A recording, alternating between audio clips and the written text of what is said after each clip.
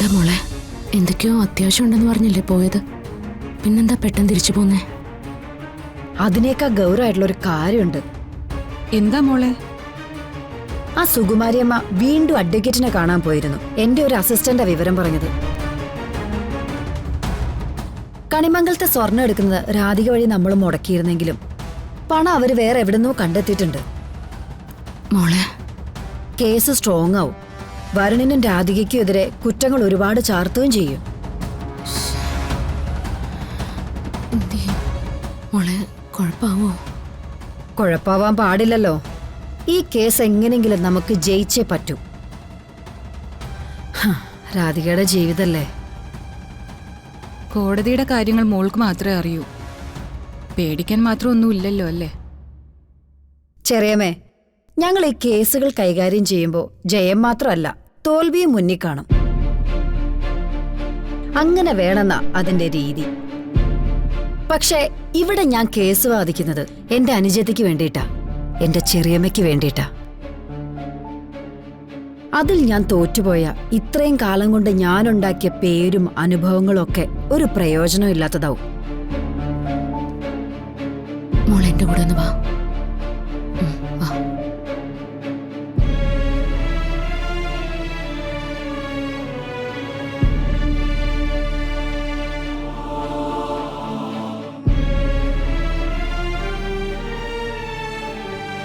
കൃഷ്ണ, എന്റെ രാധിക മോള് അങ്ങ് തീരുമാനിക്കുന്ന വഴിയിലൂടെ എന്റെ മുന്നിലേക്ക് വന്നുകൊണ്ടിരിക്കുക. അവളും വരുണും മനസമാധാനത്തോടെ ഒന്നിച്ച് ജീവിക്കാൻ തുടങ്ങിയിട്ടേ ഉള്ളൂ. ഒരുപാട് പരീക്ഷിക്കപ്പെട്ടതാ എന്റെ മോളുടെ ജീവിതം. അവൾക്ക് വേണ്ടി കോടതിയിൽ വാദിക്കുന്നത് ആരതിയാ. കോടതിയിൽ അവള് ജയിക്കണം, പുറത്തെന്റെ മോളും. അതല്ല, വീണ്ടും വീണ്ടും അവളെ പരീക്ഷിക്കാനാണ് ഉദ്ദേശമെങ്കിൽ ഞാനിവിടെ ഭഗവാന്റെ മുമ്പിൽ തല തല്ലി ചാവും.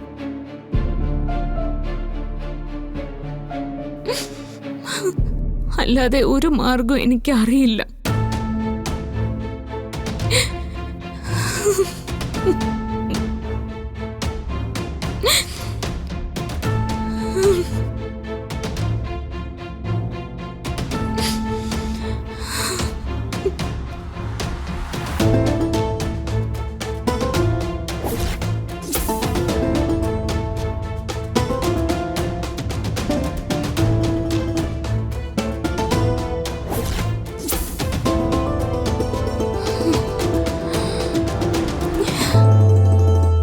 കൃഷ്ണ,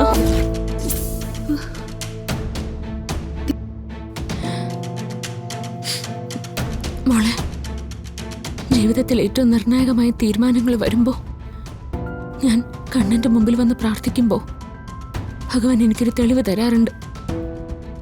ഇതാ തെളിവാ. അതെ മോളെ, ഭഗവാൻ ഇങ്ങനെ തെളിവ് കാണിച്ച ആ അവസരങ്ങളിലൊന്നും ശ്യാമയുടെ ജീവിതത്തിൽ പരാജയം ഉണ്ടായിട്ടില്ല.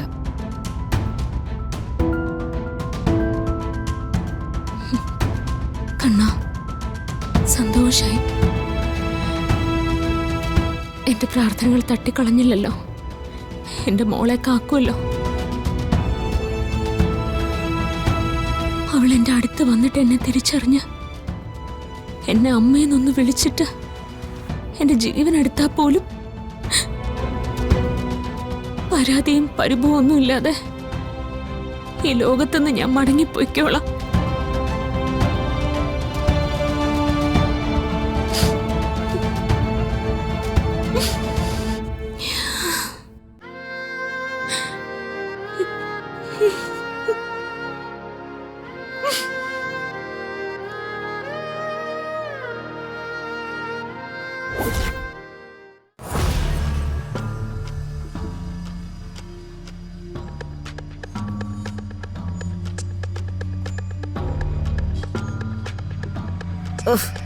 എനിക്കവളുടെ ആ ഇരിപ്പും സംസാരവും കണ്ടിട്ട് ഒട്ടും പിടിക്കുന്നില്ലടി മോളെ.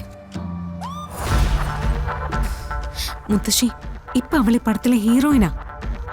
ഒതുങ്ങി നിന്ന് ഒന്നോ രണ്ടോ പടം ചെയ്താ നമുക്കും ആ ചാൻസ് കിട്ടും. അപ്പൊ മുത്തശ്ശിക്ക് എന്താ ചെയ്യേണ്ടെന്ന് വെച്ചാ ചെയ്തോ.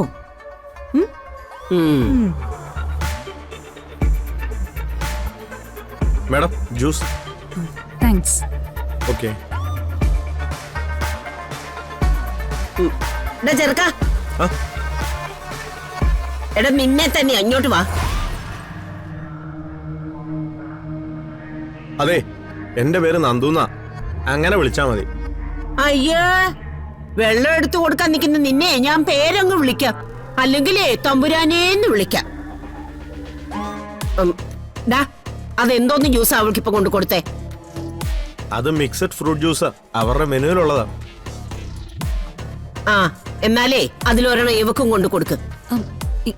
ഇല്ലെങ്കി വേണ്ട കേട്ടോ.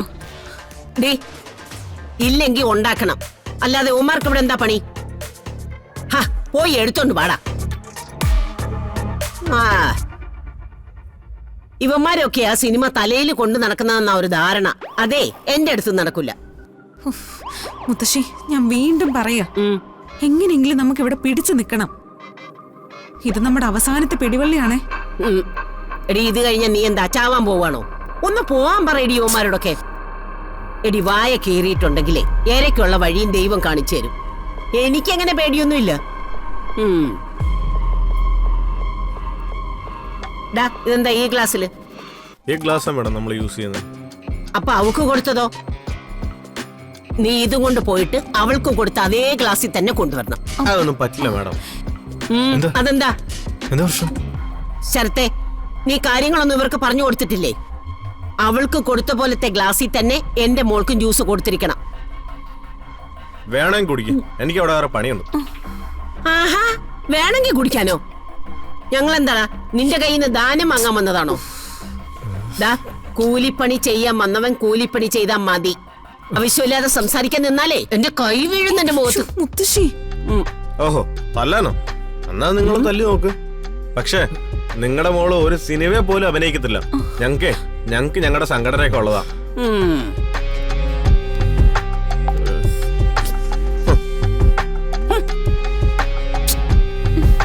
എന്താ മുത്തശ്ശി ഇത്? അവരോടൊന്നും അങ്ങനെ സംസാരിക്കരുത്. പിന്നെ വേലക്കാരോട് അങ്ങനെയല്ലാതെ എങ്ങനെയാ സംസാരിക്കണ്ടേ? എന്റെ മുത്തശ്ശി, സിനിമയിൽ എല്ലാരും ഈക്വലാ. ആ ചെറുക്കൻ പറഞ്ഞതുപോലെ അവനവന്റെ സംഘടനയിൽ പോയി പരാതി പറഞ്ഞോണ്ടല്ലോ. എന്താ പ്രിയങ്ക ഇത്? ഞാൻ പറഞ്ഞതാ ശരത്തെ. അവനെ അവന്റെ സംഘടനയുടെ കാര്യമല്ലേ പറഞ്ഞത്? അവനെ ഞാൻ അവന്റെ സംഘടനാ പണി കൊടുക്കാം. എനിക്കൊന്ന് സമയം കിട്ടട്ടെ, ശരിയാക്കി കൊടുക്കുന്നുണ്ട് ഞാൻ. മുത്തശ്ശി, നീ ചുമ്മാ ഇരിയടി.